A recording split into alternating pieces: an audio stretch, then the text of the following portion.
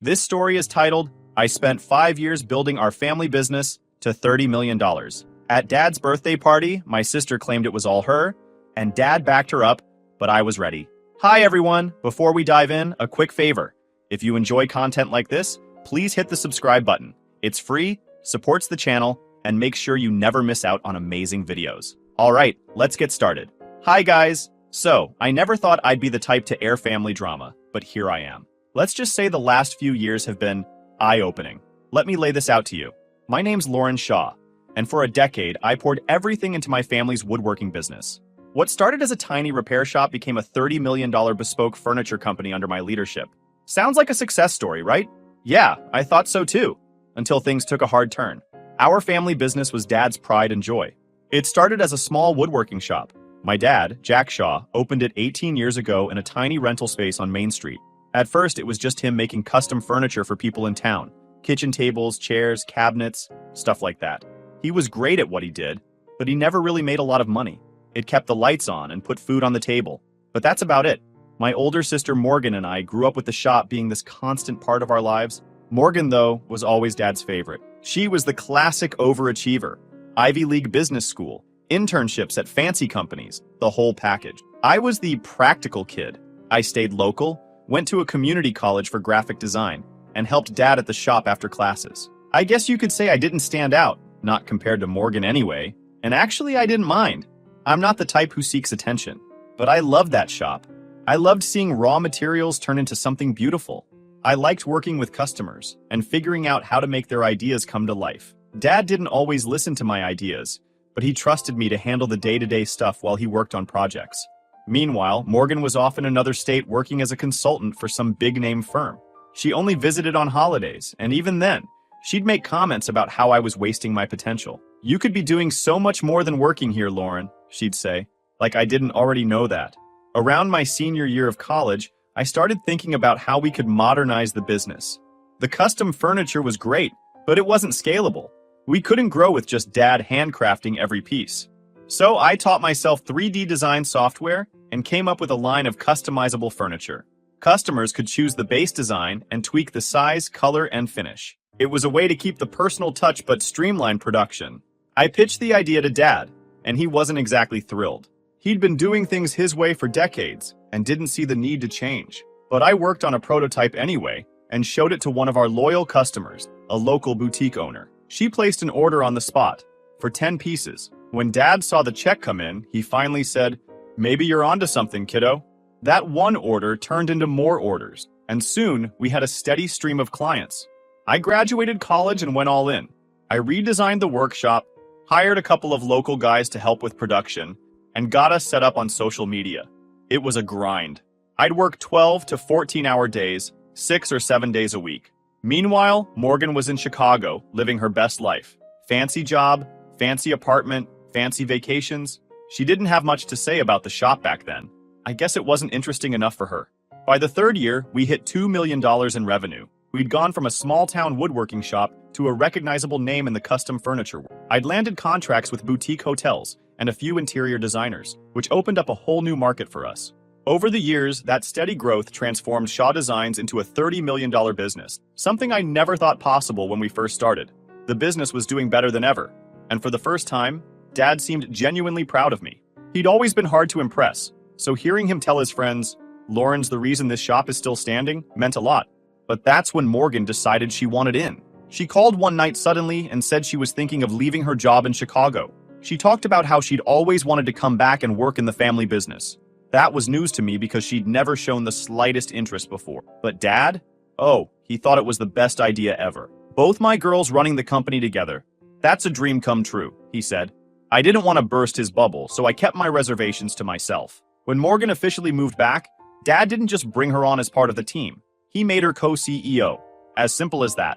She didn't know anything about woodworking, design, or even how the business ran. But she had a fancy MBA, so I guess that was enough for Dad. She's got the business smarts, he said. You've got the creative side. You'll balance each other out. At first, I tried to make it work. I stayed focused on the design and production side, while Morgan handled marketing and PR. She honestly had some good ideas, like getting us into trade shows and setting up partnerships with influencers, But she also had a habit of making decisions without consulting me. She'd commit to things we didn't have the capacity for, or promise deadlines we couldn't meet. It drove me crazy, but Dad always took her side. "She's just trying to grow the business," he'd say, like I wasn't. At the time, I kept telling myself that as long as the business was thriving, it didn't matter who got the credit. But over time, it became clear that Morgan wasn't just back to help. She was back to take over. Things didn't just change. They cracked wide open. The business wasn't one cohesive thing anymore. It felt like two separate entities awkwardly jammed together. And guess who kept getting sidelined? Yeah, me. Morgan wasn't just trying to contribute. She was on a mission to take over. She started by bringing in a marketing team, as if my years of running social media and client outreach didn't count. Sure, I wasn't a marketing guru, but I had built real relationships with our customers. Relationships that turned into contracts and loyalty. But Morgan? She looked at me like I was some clueless intern. "We need professionals, Lauren," she said, like that was the magic answer to everything. I bit my tongue and let her bring in her team, hoping it might ease my workload. Her team didn't get us. Our business thrived on authenticity, personal touches, custom designs, real connections. But they came in with cookie-cutter strategies, plastering our brand across generic, flashy ads. One day, I saw an Instagram post from our account that said, "Luxury furniture for every lifestyle." I almost spit out my coffee. Every lifestyle? We were all about high-end custom pieces that people invested in, not some generic department store furniture. When I brought it up, Morgan dismissed me like I was overreacting. "This is how you scale, Lauren. Broader audience, bigger growth," she said with that fake patient tone she loved. Scaling great and all, but not when it means throwing away the customers who actually got us here. Morgan either didn't get it or didn't care. Her obsession with bigger and better didn't stop there. For years, we ran the business out of a workshop attached to the storefront. It wasn't glamorous, but it worked. Morgan hated it. "We need a bigger space," she declared one day, like it was the most obvious thing in the world. I pointed out that, "We can't even fill half the space you're talking about." She didn't care. "Big clients want big businesses, Lauren," she said, like she was reading off a Pinterest quote board. Dad backed her up, of course. And before I knew it, we had a 5-year lease on a massive warehouse. It was all about image, glass-walled offices, a fancy showroom, the whole 9 yards. Sure, it looked impressive, but it was a logistical disaster. Orders got delayed because the team couldn't figure out the new layout, and production time slowed to a crawl. Meanwhile, I was spending late nights trying to fix the chaos while Morgan gave tours to investors, soaking up the credit for a space she didn't even know how to run. But the worst part? She started stepping on my toes with my team. The designers and craftsmen who had been with us for years knew how to get things done, and they trusted me to lead. Morgan didn't like that. She started bypassing me, giving them assignments directly. One day, one of my designers came to me saying, "Morgan just gave me this project," he said, holding up a sketch. "She said you approved it." I hadn't even seen it. When I confronted her, she barely looked up from her laptop. "It's called delegation, Lauren. You should try it sometime," she said, with this smug little grin, like she hadn't just derailed my entire workflow. And then there were the meetings.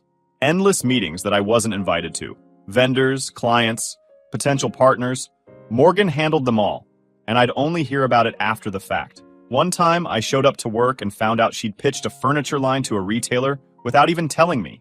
The designs weren't even ready for production. "Why didn't you tell me about this?" I asked, trying to keep my frustration in check. She waved it off. "It wasn't a big deal," she said, as if presenting unfinished work to a major client was a totally normal thing to do. Her power plays only got bolder. She brought in some strategic advisor named Eric, a guy who talked like a walking TED Talk. Synergy, streamlining, scaling. You name the buzzword, he used it. His big idea? Outsourcing production overseas. "You'll save a fortune," he said, pointing at some fancy chart. I couldn't believe it. "We built this business on quality and customization," I said. "If we start mass-producing furniture, we lose everything that makes us unique." Morgan didn't like it. "Lauren, you're being dramatic. This is how companies grow." It wasn't about growth. It was about control. Morgan wasn't trying to make the business better. She wanted to mold it into her own vision, no matter what it cost. The final blow came during a meeting with a potential partner. Morgan introduced herself as the visionary behind the company, taking credit for initiatives I had created from scratch. She didn't even flinch as she rewrote history in front of everyone. Afterward, I couldn't hold back. "Don't ever take credit for my work again," I told her simply and clearly. She shrugged like it was nothing.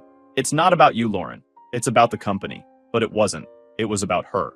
By then, I barely recognized the business I had poured my heart into. The clients I'd nurtured, the team I'd led, the culture we'd built, it all felt like it was slipping through my fingers. And Dad? He didn't care. As long as the numbers looked good, he was happy to stay out of it. And just as I was struggling to keep up with all the changes, the day arrived that upended everything. My dad's 58th birthday. By the time the party came around, I was completely burned out and barely holding it together. Morgan had taken over so much that I felt like a stranger in the company I'd built. Walking away crossed my mind more than once, but deep down, I knew I couldn't let go. Not after everything I had sacrificed to get us here. Morgan had taken the lead on planning the party, and it was clear from the start that her focus wasn't on celebrating Dad. It was on showcasing herself. She made every decision without consulting anyone. I debated skipping it altogether, but Mom insisted I come, saying, "It's your father's big day, Lauren." So, reluctantly, I agreed, though I couldn't shake the feeling that this night would be anything but simple. Now Dad's birthday party was supposed to be a celebration of him, a way to honor everything he'd built, both with the family and the business. Instead, it became something else entirely. The moment I walked into the banquet hall Morgan had rented, I knew this wasn't going to be your typical family gathering. The place was over-the-top crisp white linens, a dessert table that looked like it belonged in a magazine. It didn't scream Dad at all. Dad was the kind of guy who liked backyard barbecues and a cold soda with friends, but Morgan had transformed this into something corporate. She'd invited a mix of people, family, old friends, business associates, and some investors.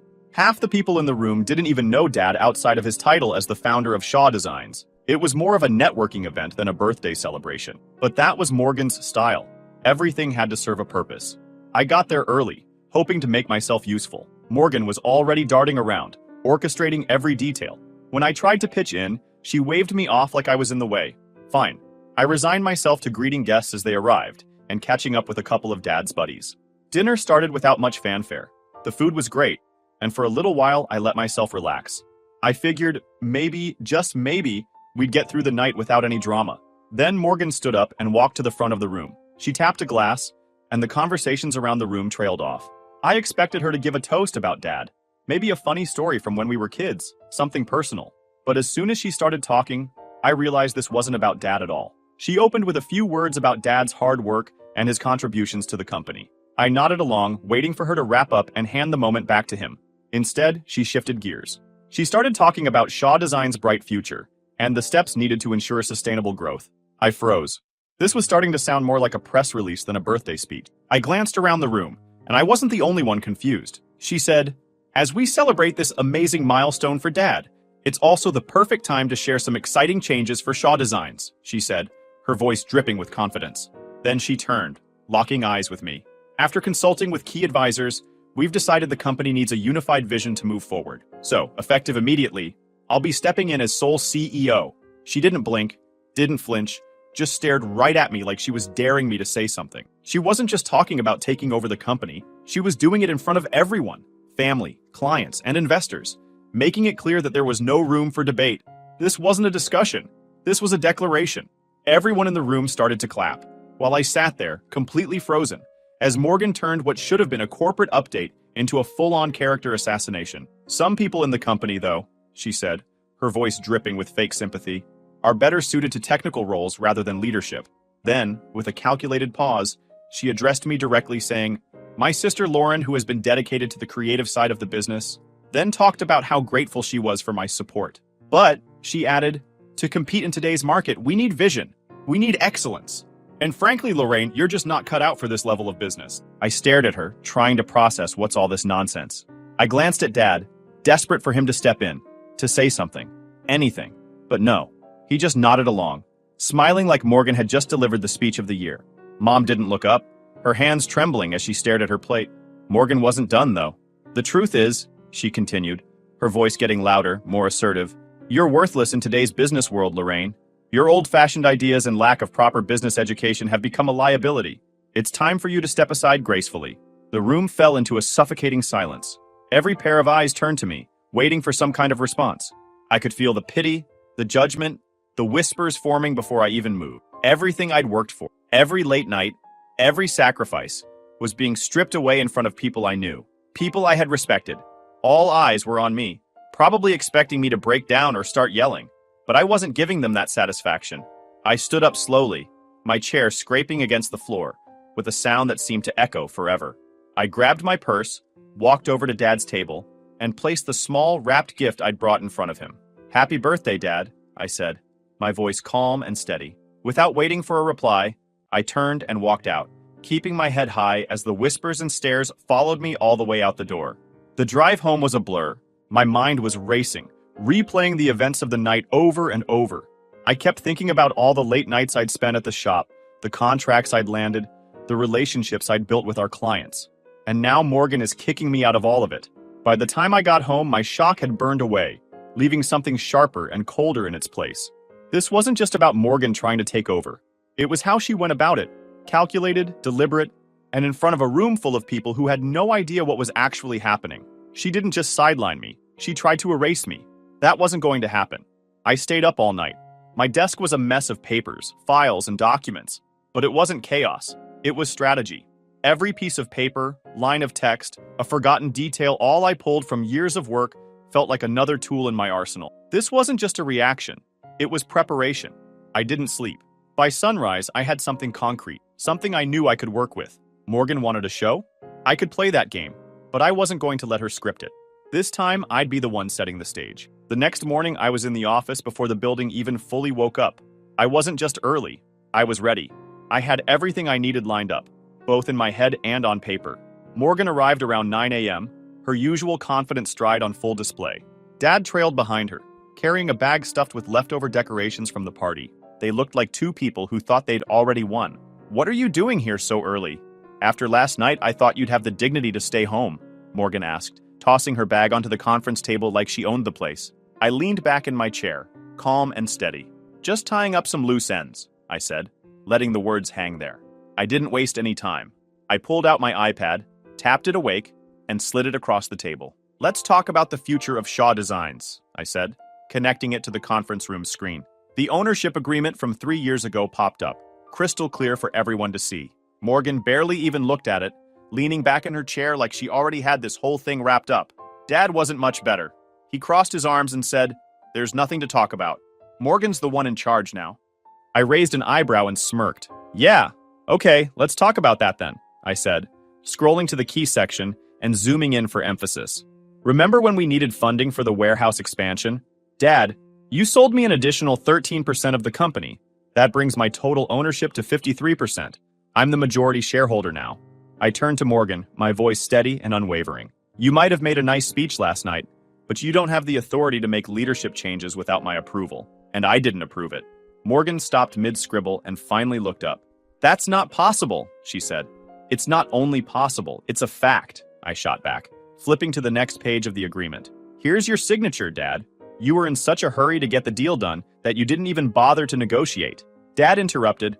"I didn't think you'd use it against your own family." "Against my family?" I repeated. "Funny. I don't remember being consulted before someone decided to announce a leadership change at a party in front of half our clients."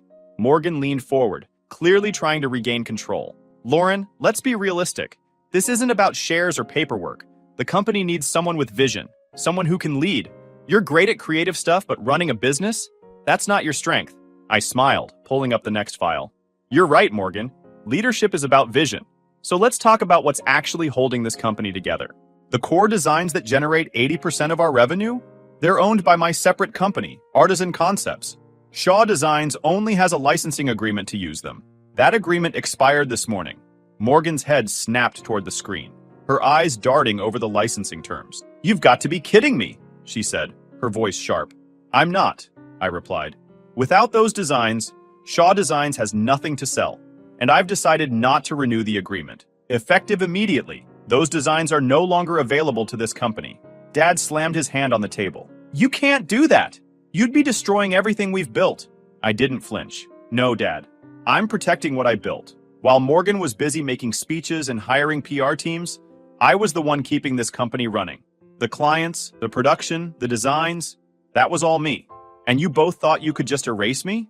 Morgan stood up, pacing like she was trying to find some way out of this. "This is ridiculous, Lauren. You're sabotaging your own company just to prove a point." "Oh wait, it gets better," I said, flipping to another document. "Last night, I emailed all our major clients to inform them of the leadership changes and my departure. You remember those contracts I negotiated? Most of them include clauses allowing clients to terminate their agreements if I'm no longer involved. Want to see how many have already triggered those clauses? I pulled up the email responses on the screen. One by one, client names appeared, each one confirming their decision to terminate their contract with Shaw Designs. That's just the start, I said, scrolling through the list. By the end of today, most of our revenue streams will be gone. The room fell silent. Through the glass walls, we could see employees gathering in small groups, their whispers growing louder as they checked their emails. One by one, phones lit up, laptops opened, and heads turned toward the conference room. Morgan's composure cracked. She grabbed her phone and started scrolling, her movements frantic. "You can't do this," she said, her voice uneven. "The company! You're destroying the company!" I leaned forward, watching her panic. "The company?" I said. "The company you tried to steal from me? The one you thought you could just take over because you have an MBA and Dad's approval?" Her phone fell to the table with a clatter. "That company," I continued, standing up and smoothing my blazer, "ceased to exist the moment you decided to humiliate me in front of everyone we know." I paused, letting the silence settle over the room. "So here are your options. Option 1. I walk away with my shares, my designs, my clients, and my employees. Shaw Designs becomes an empty shell, and you get to explain to all those important people you invited last night why the company's value dropped to zero overnight." Morgan started to protest, but I cut her off. "Or we can go with option 2. I walk away entirely, taking my designs, my team, and my clients with me. Shaw Designs becomes nothing more than an empty name. Your choice." The room was tense as they realized I wasn't bluffing. Dad finally sat down, looking defeated. "You're serious about this," he said quietly. "As serious as Morgan was when she announced she was taking over," I replied. Dad looked at me, then at Morgan, and finally spoke. "Morgan, you need to step down." She looked like she wanted to argue, but she knew it was over. Slowly she nodded, pulling out a pen to sign the resignation documents. The rest of the meeting was a blur of paperwork and formalities. Morgan signed the resignation documents, and just like that, her reign as co-CEO was over. By noon, I was sitting alone in my office, staring at the company I'd fought so hard to protect. It was mine again, but it didn't feel like a victory. The damage to my family was done, and I wasn't sure if we'd ever recover. Mom came by later that evening, her expression heavy with disappointment. "Did it have to come to this?" she asked. I told her, "They didn't leave me a choice." The next morning, I got to work rebuilding. This is now my company, and no one was going to take it from me again. The dust settled, but the aftermath hit like an aftershock.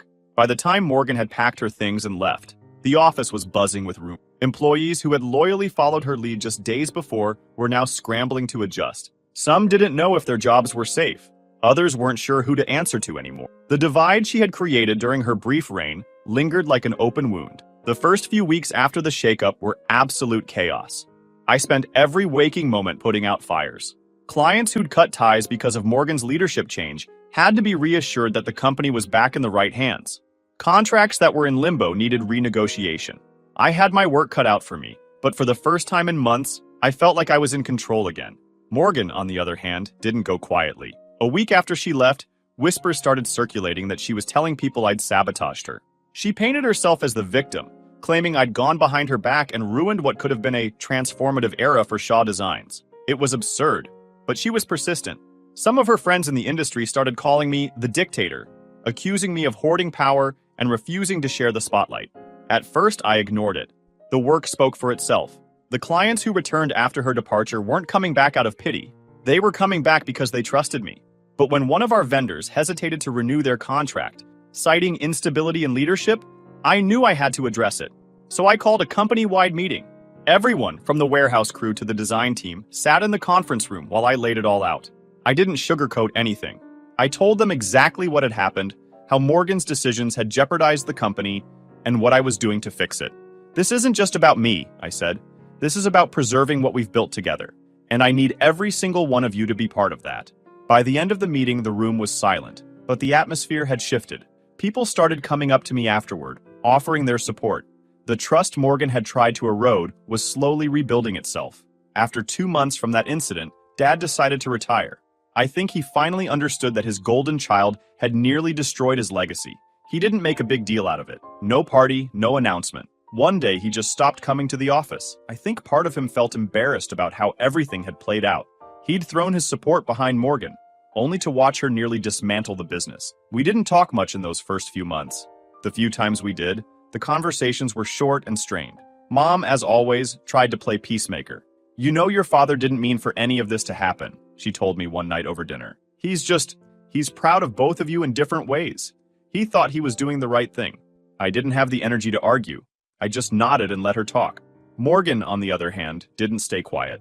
In less than a month, she had a new job lined up at a startup in California. She started posting on LinkedIn about new beginnings and how her time at Shaw Designs had taught her invaluable lessons. The post didn't mention me, but the subtext was clear.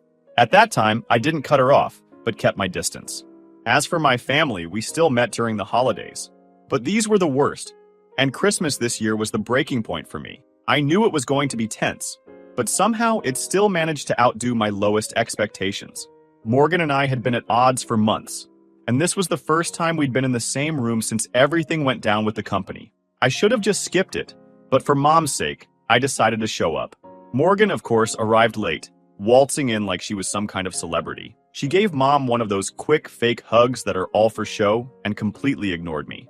Instead, she made a beeline for Dad, who was already grinning like she was the greatest thing to ever walk through the door. They spent most of the morning huddled together in the corner, whispering and laughing while I helped Mom finish setting up the table. I wasn't bitter. Okay, maybe a little, but I kept my mouth shut. Mom was stressed enough without me adding to it, and honestly, I wasn't in the mood for a showdown. I just wanted to get through dinner and go home. Dinner itself was about as uncomfortable as you'd expect. Morgan didn't even try to talk to me, focusing all her energy on charming Dad. She was going on about some big consulting opportunity and how she was gearing up for her next big move. Classic Morgan. Mom, bless her heart, kept trying to include me in the conversation. "So, Lauren," Mom said, clearly trying to shift the focus, "how's the company doing?" "It's been a good year," I said, keeping it short. I wasn't about to give Morgan any ammo, but of course she couldn't let it go. "A good year?" she said, raising an eyebrow. "Or just a lucky one?" Her tone was so condescending it made my skin crawl. Mom shot me a look like she was silently begging me not to respond, and Dad just kept eating like he didn't hear a thing. I could have snapped back, but what was the point? Morgan thrived on getting a reaction, and I wasn't about to give her the satisfaction. So I ignored her, focusing on my plate and pretending she didn't exist. After dinner, I thought I was in the clear. Morgan was busy with Dad, and I figured I could slip out without any drama. But she cornered me in the living room, her tone low enough that no one else could hear. "You must be so proud of yourself," she started, her words dripping with sarcasm. "You've got the company now. You're finally the star. But don't think for a second this is going to last, Lauren. You're going to screw it up eventually." I stared at her, trying to keep my face blank.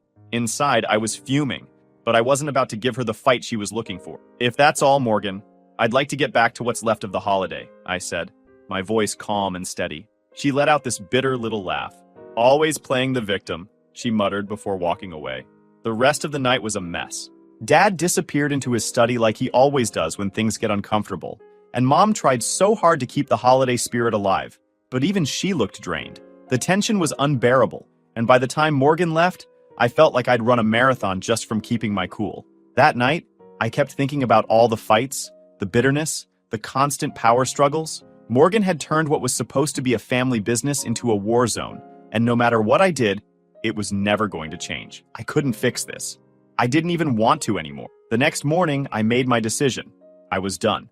No more pretending, no more holding on to hope that we could go back to how things used to be. Morgan had made it clear that there was no relationship left to salvage, and honestly, I can't be with her in the same room ever again. I blocked her number and cut her out of my life. And you know what? It was freeing. Without Morgan in my life, I could finally focus on what mattered. The company was thriving under my leadership, and for the first time in years, I felt like I was building something that was truly mine. The flashy, hollow marketing campaigns were gone, replaced with a more authentic approach that resonated with our clients. My team was thriving too. Designers who'd been hesitant to speak up under Morgan's reign were pitching bold new ideas, and production was running smoother than ever. But what truly learned from all of this is that sometimes family can be your worst enemy, especially in business. Thank you guys for reading.